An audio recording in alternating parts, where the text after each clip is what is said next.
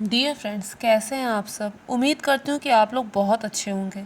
सबसे पहले मैं अपने हर बढ़ते हुए सब्सक्राइबर को थैंक्स कहती हूँ, जिनकी वजह से मुझे आगे बढ़ने का मोटिवेशन मिलता है। फ्रेंड्स, मेरा बीता शॉर्ट वीडियो जो मैंने क्राफ्ट का बनाया था वो आप लोगों को काफ़ी पसंद आया। उस पर अच्छे खासे व्यूज़ आ गए थे। तो अगर अब तक आपने उसे नहीं देखा है तो प्लीज़ उसे देखिए और मेक श्योर मेरे चैनल को सब्सक्राइब कीजिए। और आपके जो भी सजेशन है उन्हें कमेंट बॉक्स से मुझे लिखकर बताइए, ताकि आगे आने वाला वीडियो उसी से रिलेटेड मैं बना सकूं। फ्रेंड्स, टाइटल पढ़ के आपने जाना होगा कि मैं किस बारे में बात करने जा रही हूँ, लेकिन इससे पहले कि मैं नवरात्र की कहानी आपके सामने रखूँ, मैं एक बात आपसे कहना चाहती हूँ। अपनी इसी बात को साबित करने के लिए मैं आपको और भी दो छोटी छोटी सी कहानियाँ सुनाना चाहती हूँ। तो पहली कहानी ये है। एक बार की बात है कि एक सांप था, वो बहुत ही ज़ख्मी था। उसे जगह जगह उसके चोट लगी हुई थी, ज़ख्म थे और इनमें चींटी लगी हुई थी, और वो उसे लगातार खा रही थी, काट रही थी, जिस वजह से वो अपार पीड़ा का अनुभव कर रहा था। बहुत कष्ट में था वो, बहुत दर्द में था। वो बस इतना चाहता था कि कब उसे मृत्यु आ जाए, लेकिन वो मृत्यु भी उसे आ नहीं रही थी। एक एक पल, एक एक सेकंड उसका इतना कष्ट में बीत रहा था, जिसे समझाना बहुत ही मुश्किल है। तो क्या देखा उसने कि उसके सामने से एक साधु महात्मा जा रहे हैं। तो उसने उन साधु महात्मा से उन्हें रोककर उनसे विनय की कि आप कृपया करके एक पत्थर लीजिए और मेरा फन कुचल दीजिए। मैं अब और ज़िंदा नहीं रहना चाहता। अब ये कष्ट मुझसे और नहीं देखा जा रहा और नहीं सहा जा रहा। उन साधु महात्मा को उस सांप की स्थिति को देखकर बहुत दया आ गई, लेकिन उसके बावजूद उन्होंने कहा कि मैं तुम्हारे कष्ट को दूर करने में सक्षम नहीं हूँ, क्योंकि अगर मैंने अभी तुम्हारा फन कुचल दिया तो तुम तो मुक्त हो जाओगे, लेकिन जो गलत काम मुझसे होगा, जो अपराध मुझसे होगा, उससे भला मैं कैसे मुक्त हो पाऊँगा। फिर मुझे भी अगले जन्म में इसे भोगना पड़ेगा। और इतना कहकर उन्होंने उसे ढांढस बंधाया कि ईश्वर पर भरोसा रखो, सब ठीक हो जाएगा, ये तुम्हारे कर्मों का ही फल है। सांप ने पूछा कि मैंने ऐसे कौन से कर्म किए कि जो मुझे ऐसी सज़ा मिल रही है। तो उसने कहा कि पिछले जन्म में तुम एक नेता थे और बहुत ही भ्रष्टाचारी थे। तुम गरीब जनता से पैसे ऐंठते थे, राजस्व धन को सिर्फ अपने ऊपर इस्तेमाल करते थे। जनता भूखों मरे, लेकिन उस चीज़ से तुम्हें कोई लेना देना नहीं था। तुम्हारा वही अपराध दुगना तिगना होकर अब तुम्हें कष्ट दे रहा है। ये थी पहली कहानी। अब दूसरी कहानी। फ्रेंड्स, एक बार की बात है, नारद जी ने देखा कि एक खेत है बहुत बड़ा सा, और वहाँ पर एक आदमी बैल के माध्यम से उस खेत को जोत रहा है।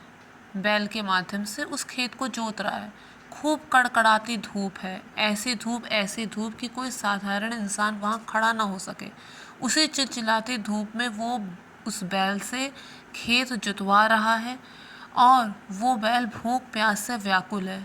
वो आदमी क्या करता है कि थक जाने पर खुद तो रुक के पानी पीता है, लेकिन उस बैल को एक बूंद भी पानी नहीं देता, बल्कि उसे लाठी से लगातार मारता रहता है और उससे हल जुतवाता रहता है। उसकी ऐसी हालत देखकर नारद जी का हृदय विदीर्ण हो गया कि ये मूक पशु जो है उस पर इतना अत्याचार हो रहा है, इतना ये कष्ट झेल रहा है, इसे पानी तक वो नहीं दे रहा है, लगातार इसे मार रहा है, इससे इतना काम करा रहा है।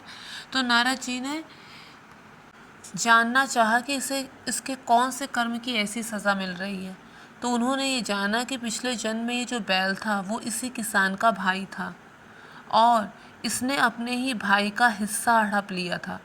इतना ही नहीं, उसका भाई और उसका परिवार जब भूखों मर रहा था तब भी उसने कोई सहायता नहीं की।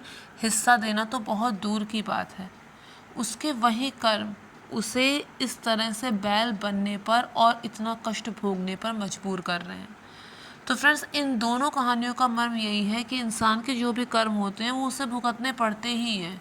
अभी नहीं भुगतेगा तो अगले जन्म में भुगतेगा, लेकिन भुगतेगा ज़रूर। तो इसलिए अगर हम ये सोचें कि इसने गलत किया तो हम ही न्यायाधीश बन जाए, हम उसकी सज़ा उसे दें, तो ऐसा नहीं होता है। सज़ा देना हमारे अधिकार क्षेत्र में नहीं है। सामने वाला चाहे सही हो या गलत हो, अगर हमारे द्वारा अन्याय होगा, हम उसे सज़ा देंगे तो उसका फल हम ज़रूर पाएंगे। आज नहीं तो कल पाएंगे, लेकिन पाएंगे ज़रूर। इंसान का भाग्य जो बनता और बिगड़ता है या किसी चीज़ पर निर्भर करता है, वो होते हैं उसके अपने कर्म। कर्म ही हैं जो भाग्य का निर्धारण करते हैं। सिर्फ कर्म हमारे हाथ में होते हैं, उसका फल हमारे हाथ में नहीं होता। छोटे से छोटे अपराध की भी सज़ा है, फिर हम ये कैसे सोच सकते हैं कि हम बड़े अपराध करके साफ बच निकलेंगे। तो फ्रेंड्स, अब मैं इस वीडियो को और आगे बढ़ाती हूँ। मैं आपको कथा सुनाने जा रही हूँ नवरात्र की, जो हो सकता है आपने पहले भी सुनी हो। एक बार की बात है, एक ऋषि थे। वो देवी माँ के अनन्य उपासक थे। वो दुर्गा माँ की रात दिन पूजा किया करते थे। इसके अलावा वो हवन आदि भी करते थे। जब वो हवन करने बैठते थे तो उनकी जो बेटी थी वो भी अपने पिताजी के पास आकर बैठ जाती थी और उन्हें हवन करते देखती थी। उनकी बेटी बहुत ही सुंदर और सुकुमार थी और समय के साथ साथ वो वैसे ही बढ़ने लगी जैसे कि पूर्णिमा का चांद बढ़ता है।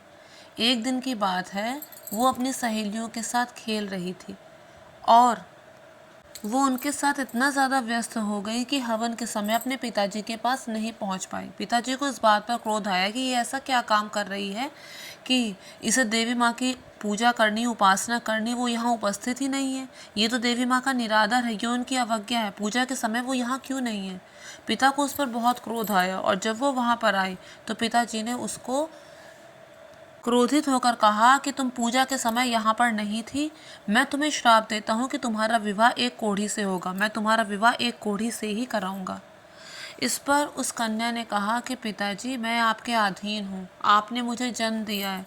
आप जिससे चाहे मेरा विवाह करा दें, लेकिन होगा वही जो मेरे भाग्य में लिखा होगा, जिसे कोई भी नहीं बदल सकता। कर्म हमारे अधीन है लेकिन उसका फल हमारे अधीन नहीं है। आप जिससे चाहे मेरा विवाह करा दें, लेकिन मुझे मेरे भाग्य पर भरोसा है। इस पर पिताजी को और क्रोध आया और उन्होंने उसका विवाह उस कोढ़ी व्यक्ति से कर दिया। एक कोढ़ी व्यक्ति से उसका विवाह कर दिया और उसे तिरस्कृत करके अपने घर से बाहर निकाल दिया। वो बहुत दुखी हुई, बहुत कष्ट हुआ उसे और वो अपने कोढ़ी पति को लेकर वन में चली गई। किसी तरह जैसे तैसे उसने वो रात काटी, लेकिन तभी माँ दुर्गा उस बच्ची के कष्ट को देखकर तत्क्षण वहाँ प्रकट हुई और उन्होंने उस बच्ची से कहा, मैं तुम पर अति प्रसन्न हूँ, बोलो क्या वर मांगती हो। मैं तुम्हारे पूर्व किए हुए कर्मों का फल देने यहाँ पर आई हूँ। इस पर उसने बोला कि देवी, आप कौन हैं? मैं आपको नहीं पहचानती। तो उसने बोला कि तो माता ने बोला कि मैं आदि शक्ति हूँ, मैं माँ भगवती हूँ, मैं ही ब्रह्मा की विद्या और मैं ही सरस्वती हूँ। अपने भक्तों पर प्रसन्न होने पर उनको मनवांछित फल देने वाली हूँ। पूर्व जन्म में तुम एक भीलनी थी और बहुत ही पवित्र स्त्री थी। एक दिन तुम्हारे पति के द्वारा एक अपराध हुआ, उसने चोरी की, जिस वजह से राजा ने तुम दोनों पति पत्नी को अपने कारागृह में डाल दिया और तुमको कुछ खाने पीने को भी नहीं दिया। तुम लोगों ने निर्जल निराहार रहकर 9 दिन तक मेरा उपवास किया, जिस वजह से मैं अति प्रसन्न हूँ और उसी के बदले में उसका फल देने आज तुम्हारे सामने आई हूँ। इस पर उस कन्या ने कहा कि यदि आप मुझ पर प्रसन्न हैं और सचमुच में मुझे कुछ देना चाहती हैं तो मेरे पति को निरोगी बना दीजिए, उनका ये रोग दूर कर दीजिए। इस पर माता ने कहा कि तुमने जो 9 दिन के व्रत रखे थे उसमें से एक दिन का अगर पुण्य अर्पित कर दोगी तो तुम्हारे कष्ट दूर हो जाएंगे। इस पर उस कन्या ने वैसा ही किया और उसका पति तुरंत ही निरोगी हो गया, उसका रोग दूर हो गया, वो कांतिवान हो गया और वो बहुत ही सुंदर दिखने लगा। इस पर वो कन्या भाव विभोर हो गई और उसने माता को प्रणाम किया और उनकी स्तुति करते हुए वह बोली कि हे माँ, आप तो दुर्गति को भी सद्गति में बदल देने वाली हैं। आप तो तीनों लोगों के संताप को हरने वाली हैं। आप तो दुखियों के दुखड़ों को दूर करने वाली हैं। आप प्रसन्न होने पे मनवांछित फल को देने वाली हैं। हे माँ, आपकी महिमा अपरंपार है। मैं आपको कोटि कोटि प्रणाम करती हूँ। माँ, मैं निरपराध हूँ, लेकिन उसके बावजूद मेरे पिता ने मुझे तिरस्कृत करके एक कुष्ठ रोगी से मेरा विवाह किया और मुझे घर से बाहर निकाल दिया। इस पर माँ ने कहा कि बेटा, मैं तुम्हें वरदान देती हूँ कि तुम्हें शीघ्र ही एक बुद्धिमान, धनवान और कीर्तिवान पुत्र की प्राप्ति होगी और तुम्हारे सारे कष्ट दूर होंगे। हे माँ, जैसे आपने उस कन्या सुमति पर अपनी कृपा दिखाई, उसके कष्टों को दूर किया, वैसे ही अपनी उपासना करने वाले हर किसी के कष्टों को दूर करो, सबको सुख दो, वैभव दो और सबको सौभाग्य दो। हे माँ, तुम्हारी जय हो। फ्रेंड्स, मैं उम्मीद करती हूँ आप लोगों को मेरी ये कथा पसंद आई होगी। अगर पसंद आई है तो मेक श्योर मेरे चैनल को सब्सक्राइब, वीडियो को लाइक और शेयर ज़रूर कीजिए। साथ ही कमेंट में जय माता की लिखना मत भूलिए। Thank you friends, thank you so much.